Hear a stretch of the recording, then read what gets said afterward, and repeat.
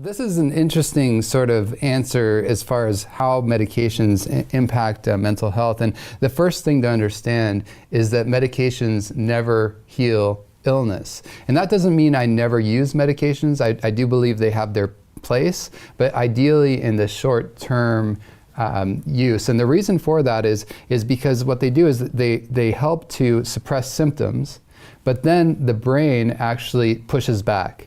In other words, if you give somebody a prescription for anxiety, for example, like Xanax or Valium, well, it helps to decrease the amount of neuronal activity in the brain. So that slows everything down, it makes you feel calmer. But then what the brain does is it pushes back. And essentially, it actually upregulates the amount of excitability in the brain to counterbalance that. So pretty soon, if you're not dealing with the underlying issue, you end up with actually just as much anxiety, but now you're on a medication that you're tolerant and dependent on.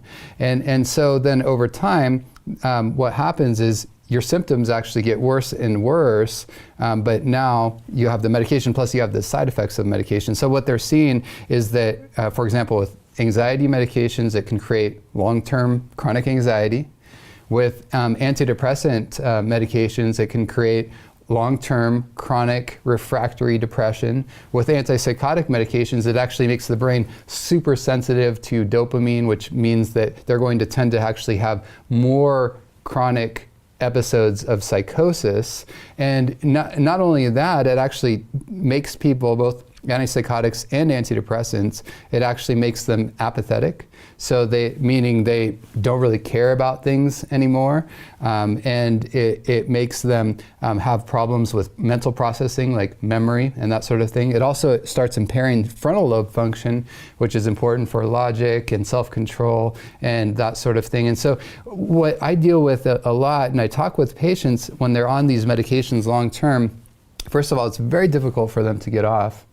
And secondly, they actually start missing out on the joy of life. And they start saying they say things like, you know, I'm not really even in touch with who I am anymore or my feelings. And yes, I'm not depressed, but I'm also not happy, and I'm not really fulfilled. And so you can start to understand how these medications, even though they might help the symptoms short term, in the long term can actually cause more harm.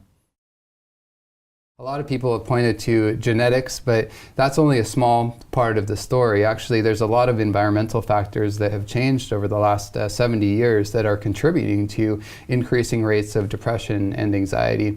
One of the big ones that I really believe is that we've had a shift in the value system of our culture. And you know, back in the 1950s and we'll say World War II and before then, most people had this idea that I have to live by certain principles, and even if I feel differently, I need to, regardless of what my feelings are telling me, I need to adhere to those principles. But in recent years, in the last 70 years or so, there's been more of an idea that we need to actually feel good all the time. In other words, we should be driven more and make more decisions on what makes us the happiest. And that really, I believe, has been driven largely by consumerism. In other words, you know, in the 1950s, you had the advent of television on a big scale. For example, in 1947, you had about 7,000 TVs that were sold in the United States.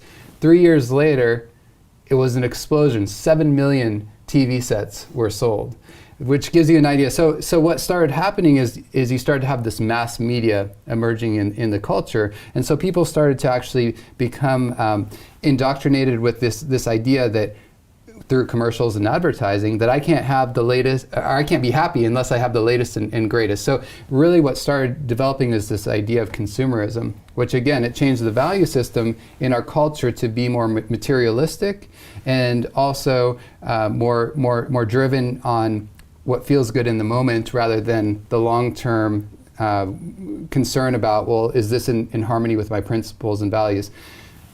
That feel good in the moment, instant gratification sort of mindset then translated into a lot of other problems, which are the root causes for anxiety and depression. For example, it started translating into more indulgence in the way we eat. So nutritional factors are a big problem.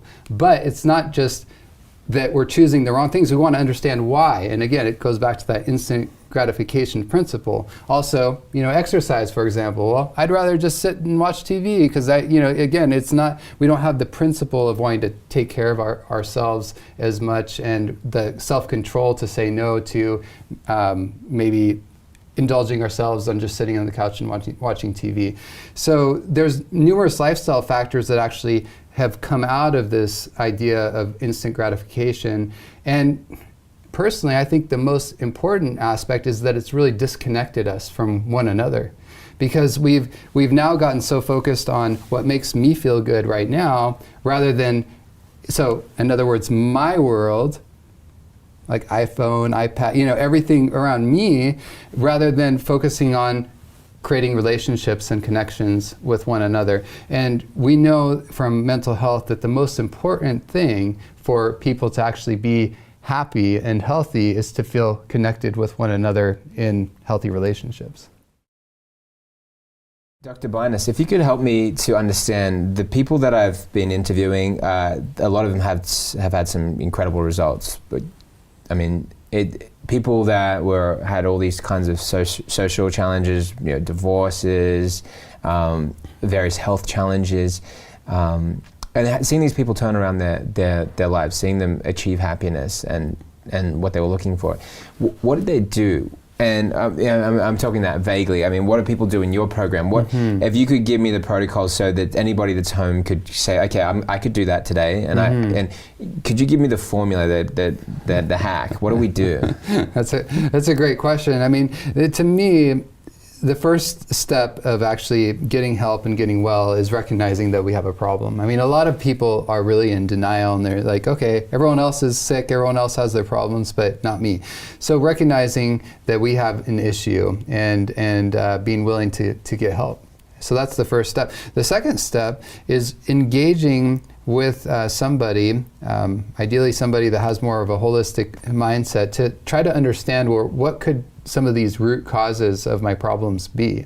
And there's certainly resources out there to help do that. But we want to understand, is it a media addiction? Do I have a lack of exercise? Am I eating the right things? Is my sleep just all out of whack? Do I have a genetic predisposition?